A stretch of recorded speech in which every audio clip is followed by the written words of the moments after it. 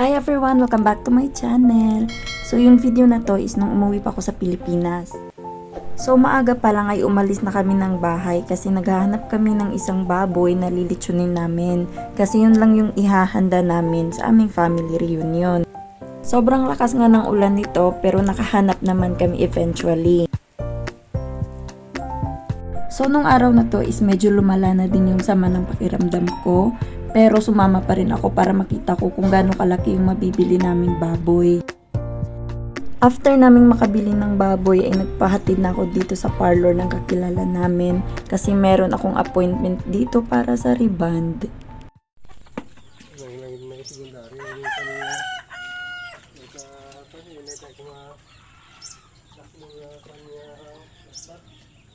Ito nga pala yung bayaw ko, siya yung magluluto ng lechon kasi hindi naman kami marunong magluto. After nga maluto ng lechon ay agad-agad ay binuksan na ng kuya ko kasi gutom na kami. Yung sa binili nga pala ng baboy is hati kami ng ate ko na nasa Manila. So umuwi din siya para lang nga dito sa aming family reunion. Tawang-tawa nga kami rito kasi yung coffee jelly na dapat lulutuin niya ay hindi niya naluto.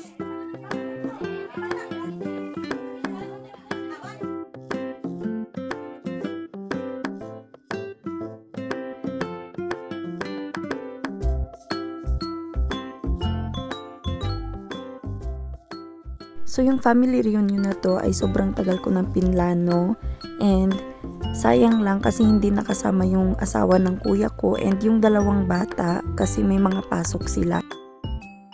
Sobrang saya ko lang kasi natupad ko na naman yung isa sa mga wish list ko and sobrang happy lang kami kasi sobrang tagal na din na hindi kami nakumpleto. Ako kasi yung tipo ng tao na kapag ginusto ko at pwede ko namang gawa ng paraan is gagawin ko talaga. Di bali nang gumastos ako, ang mahalaga ay meron kaming alaala na babaunin. After ng picture taking ay kumain na kami dahil gutom na kaming lahat. Kinagabihan nga ay mas lumala pa yung ubo ko and meron na din akong lagnat.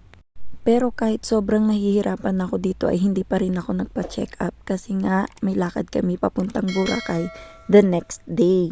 Kaya abangan nyo ang next upload ko.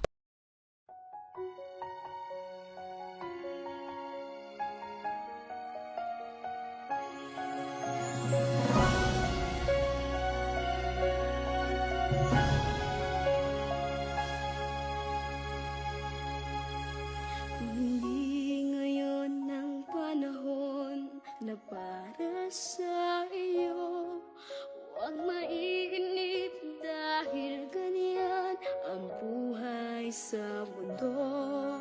Huwag mawawala ng pag-asa, darating din ang ligaya. Ang isipin mo'y may bukas pa na mayroong saya. Kabigo ay hinihat lang upang tumakas ka. Huwag kang iiwas pag nabibigo, dapat na lumaban ka. Ang kailangan mo'y tibay ng loob kung mayroong pagsubok man. Ang liwanag ay di magtatagal at muling mamamasdan. Ikot ng mundo ay hindi laging bigatit kasawian. Ang pangarap mo ay makakamtan, basta't mahintay ka lamang.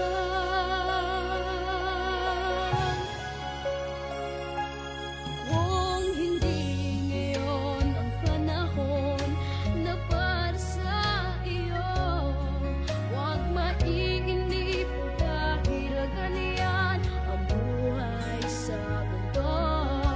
Huwag mawawalan ng pag-asa, darating din ang ligaya. Ang isipin mo'y may bukas pa na mayroong saya.